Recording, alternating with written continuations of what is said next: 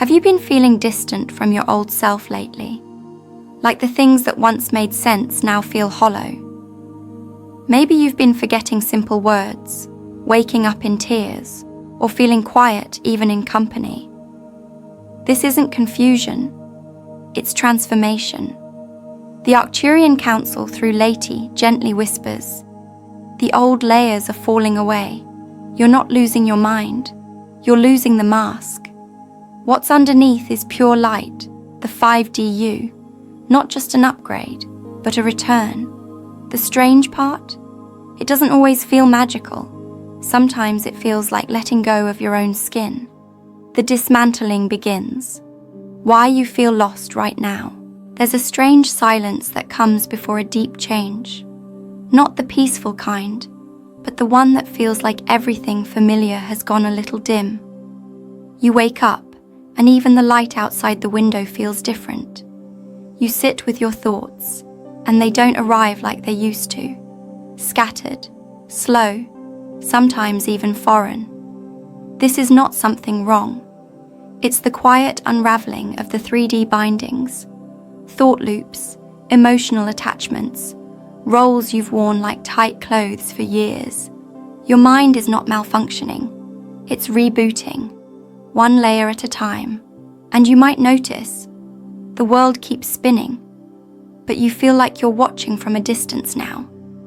Things that once made you angry don't spark you anymore. And moments that once felt joyful feel muted. It's like you're floating just above your body. That sensation isn't just emotional detachment, it's energetic recalibration. Your spiritual field is moving faster than your physical mind can process. It's uncomfortable because it's unfamiliar, not because it's wrong. It's the stage between layers, like standing between two worlds and belonging to neither. Sometimes the most disorienting part of awakening is how ordinary life keeps demanding your attention. Dishes in the sink, bills on the table, while your soul is undergoing surgery in silence. You want to pause everything, but you can't. So you end up walking through this invisible earthquake while holding a grocery bag. This is what spiritual shedding really looks like. Not always grand visions, but small daily moments where your inside no longer matches your outside. And still, you carry on. You're not going backwards, and you're not lost. What you're feeling is the space being cleared out, not the home being taken away. It's like an empty room before you bring in the sunlight. But that moment of echo, that stillness, it can shake something in your bones. Some days you'll want to cry without knowing why. Other days you'll smile in the middle of traffic. It's all part of it. Let it all move through you. Layty's warning. 3D illusions are actively collapsing. Have you ever reached for a thought that used to make you feel safe, only to find it empty now? Things like routines, titles, rules, even certain memories. They're beginning to slip through your fingers like dust. That's not failure, and it's not forgetfulness. That's collapse. Not the kind you can measure on paper, but a spiritual softening of the structure around you. Layti once described it as the world's scaffolding falling down quietly at dawn. No crash, no crowd, just silence where noise used to be. You might have noticed people clinging harder to the very things that are fading. Debates get louder, fear rises higher, control becomes more desperate. That's the signature of illusion dying. It shouts as it disappears. And while you may be tempted to correct it, to shake someone awake, something deeper inside you knows. They're not ready to let go yet. Not everyone collapses their illusions at the same speed. Some hold the walls even as they burn. But you've started walking past those walls without even touching them. This stage is subtle. You won't find it in news headlines. You'll feel it in forgotten things. How you don't care about being right anymore. How you stop scrolling halfway and just stare at the trees outside. how you suddenly feel more peace when you're alone than when surrounded by noise. The matrix, as some call it, isn't being fought. It's being ignored into nothingness. The more you turn your attention inward, the less power the outside structure has. It loses shape, because your belief held it together in the first place. You won't hear a grand announcement that the 3D world has collapsed. There won't be a siren or a spotlight. But one morning, you'll wake up and realize the fear doesn't grip you like it did. The labels don't stick. The roles don't matter. And you'll smile, a soft kind of smile. Not because something new began, but because something old ended without needing your permission. Your nervous system is recalibrating to cosmic frequencies. Let's talk about the body now, because this shift isn't just floating in the stars. It's happening deep in your spine, your heart, your fingertips. Have you felt strange aches lately? Odd tiredness? Or sleep that's either too deep or completely absent? That's not just aging. It's not just stress. Your nervous system is recalibrating to frequencies your human form was never taught to expect. Like an old radio picking up new music. Sometimes the sound comes in beautifully. Other times, it's just static. The central nervous system, especially the vagus nerve, that long highway connecting brain and gut, is quietly rerouting. Your breath feels different. Your stomach flips at random. Old traumas you thought were buried resurface without warning. This isn't a setback, it's a signal. You're releasing shock codes that have been stored for lifetimes. Not years, lifetimes. The trembling hands, the ringing ears, the sense that your body isn't syncing with time. That's the light entering places that never saw light before. And no, it's not always gentle. This kind of transformation is messy. Holy, but messy. You'll crave foods you haven't eaten in years, then suddenly go days barely hungry. You'll feel exhausted at 10 a.m. and wide awake at 3 a.m. And you might cry during a commercial, only to laugh 10 seconds later. The body is relearning how to feel without being hijacked by fear. Imagine a tree growing new roots in a garden that's shifting beneath it. That's you right now. Your body is not betraying you. It's becoming attuned to something far bigger than your calendar, a rhythm deeper than time. You're not sick. You're sinking. The body is not breaking. It's remembering light. We've been taught to fear change in the body. Every twinge, every twitch, every odd sensation gets labeled as a problem. But what if this isn't damage? It's download. What if the bones aren't creaking because they're old, but because they're holding more energy than ever before? Imagine a lantern that's suddenly filled with brighter fire. The glass doesn't crack because it's weak. It cracks because it was built for a dimmer flame. This remembering happens slowly. The body doesn't rush. It has to unwrap ancient codes layer by layer, through the cells, through the breath, through memory itself. That's why old injuries ache again for no reason. That's why your heartbeat sometimes changes rhythm when you're just sitting. The body's wisdom doesn't speak in words. It speaks in pulses, chills, sudden warmth, and stillness. It remembers, even the things your mind has long forgotten. And this remembering is deeply spiritual. It's not about being youthful or glowing. It's about your body becoming a vessel of clarity again. The fog lifts, the spine straightens. Sometimes not in posture, but in presence. You walk differently. You rest with more honesty. Even your skin changes, not always visibly, but energetically. People may say, "You feel different," and they won't know why, but you will. Your body is carrying light now, not weight. The most sacred transformations don't announce themselves with fireworks. They begin in the silence between heartbeats, In that breath you almost forgot to take, but didn't. 5D you exists now. The old you is dissolving fast. It's tempting to think 5D is far away, a someday kind of dream. But it's not coming. It's already arrived. Not fully, not loudly, but enough that you've felt it. That version of you, the calmer, clearer, deeply connected one. It isn't waiting in the future. It's quietly here, underneath the noise, like sunlight behind a curtain, waiting for the fabric to thin. The old self doesn't go all at once. It fades in pieces. One belief here, one reaction there, a story you suddenly stop telling. And what's left behind is oddly peaceful, not because everything is perfect, but because it's true. The 5D you doesn't need applause. It doesn't need to be understood. It just breathes easier in the space where you once overthought everything. You may have noticed yourself laughing in moments where you'd once panic, or walking away from arguments before they even begin. That's not weakness. That's expansion. Your old self needed friction to feel alive. The new you thrives in presence, stillness. You can sit with a leaf in your hand and feel eternity, and no one around you has to get it, because for the first time, you do. Think of it like this. You're not trying to become someone else.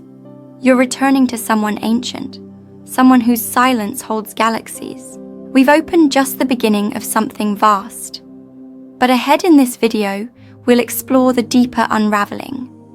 Why your dreams are shifting, how time is folding in strange ways, and the unseen grid work activating within your energy field. There are signs you might miss, and some that speak only in silence. And then there's the moment of sacred isolation, when even the people closest to you feel like strangers, and you wonder if you're the only one going through this. But there's something waiting just beyond that fog, something ancient and bright, that's been whispering your name since before you were born.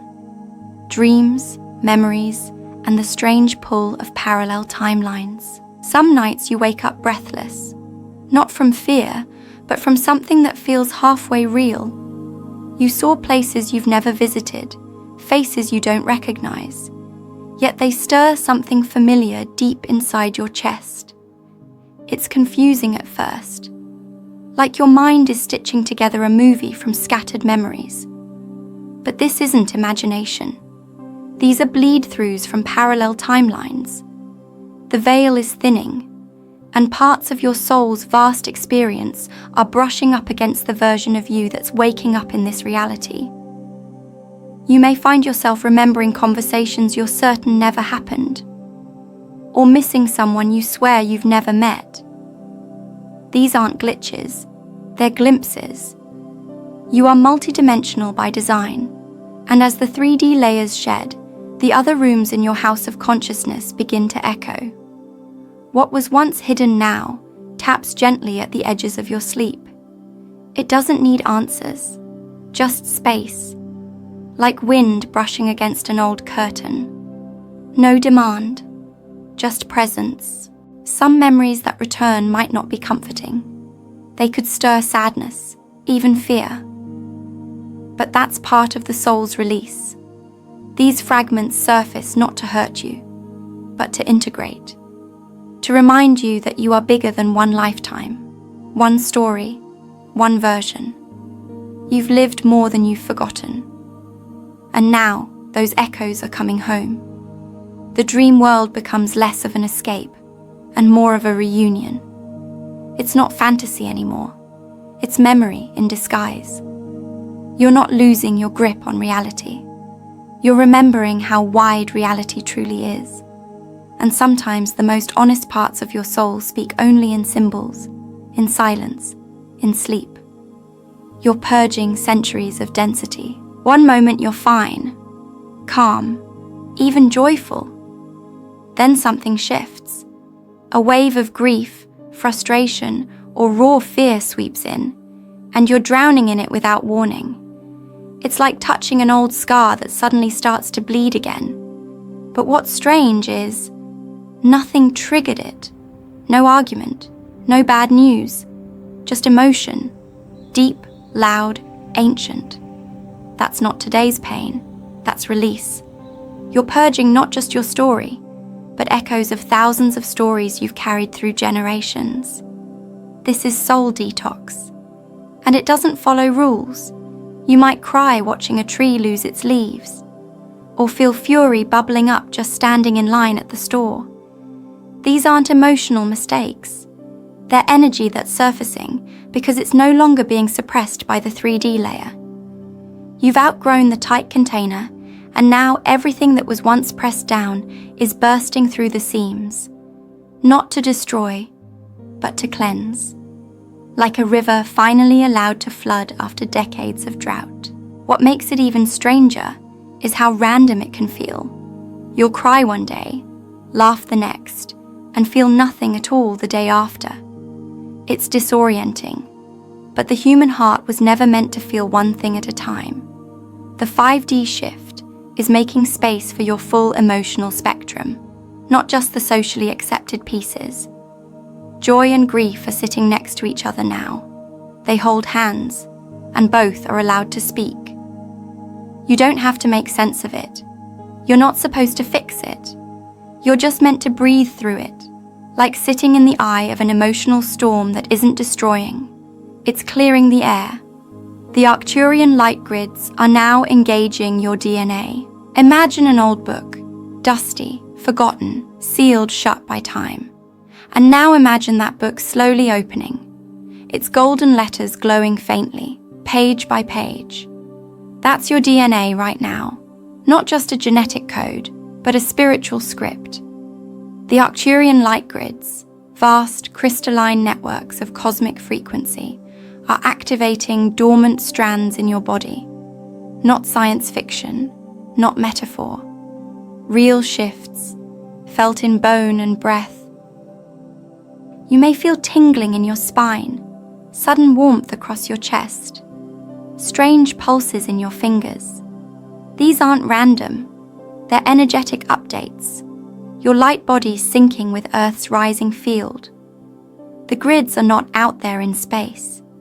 They intersect with your energy lines, like the roots of a tree touching underground rivers. And the moment your inner vibration rises to match their song, something begins to unlock. You might not see it, but you'll feel the shift. This process doesn't require belief. It only asks for stillness. Not passivity, but presence. Sitting quietly, letting your body listen. The grids respond to resonance, not effort. They don't reward those who try hardest. They illuminate those who surrender most deeply. The more you release old noise, the more those strands of you once thought silent begin to sing. And isn't that a wonder? To know that even in your quietest moments, something ancient and divine is still being lit up within you. Synchronicities are no coincidence. They're 5D breadcrumbs. Have you noticed certain numbers appearing again and again? Or meeting someone by chance who speaks the very thing you needed to hear? These aren't quirks, they're signals, like spiritual breadcrumbs left along your path. Not to distract you, but to guide you. In 3D, we called them coincidence. In 5D, they're communication. Not loud or forceful, just gentle nudges from a wiser part of your own self. A song that plays at the exact moment you're thinking of someone. A feather where it doesn't belong. A phone call right when you feel lowest. None of these are random.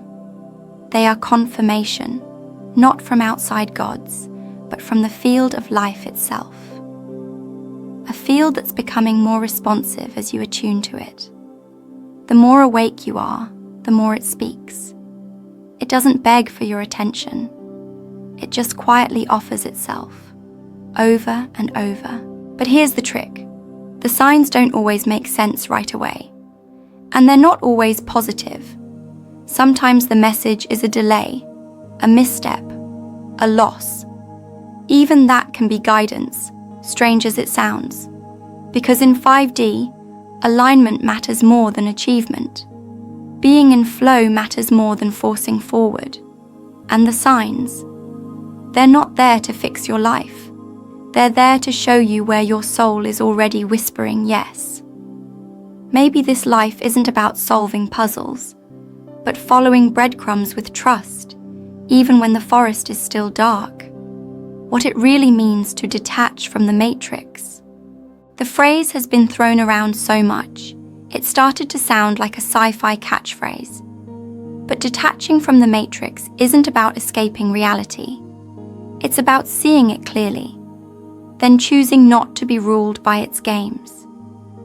The matrix isn't just politics and media. It's the small voices that say, "You're not enough. You must earn rest. You're running out of time." It's invisible, but loud. And detachment begins when you stop answering those voices like they're your own. It's a soft kind of rebellion. You don't shout. You just don't play. You pause before reacting. You laugh at expectations. You take a walk instead of arguing with someone who won't listen. That's the real revolution. Not fighting the noise, but no longer feeding it. You notice the matrix most clearly when you stop moving to its rhythm. And suddenly, you realize how much of your identity was built in response to something you never even agreed to. But this detachment doesn't mean becoming cold or distant. It means returning to what's real, to food that feels alive, to silence that heals, to people who don't perform for you and don't expect you to perform either. It's not about checking out. It's about checking in, deeply, gently, honestly. And once you've tasted that kind of inner home, the old world can never trap you in the same way again. One day, you'll wake up and realize you haven't checked the news in a week, and somehow your soul feels more informed than ever. What's coming next might be the hardest part, but also the most beautiful. Ahead in this video, we'll open into the sacred loneliness that often follows awakening. That quiet space where even your favorite faces feel far. But within that quiet, something deeper stirs. A vast, living intelligence that rises only when all other voices fall. We'll talk about the aura expanding beyond time, the moment where your identity dissolves and the void whispers truth. And eventually, we'll walk into the most silent moment of all, when you realize you were never walking alone at all.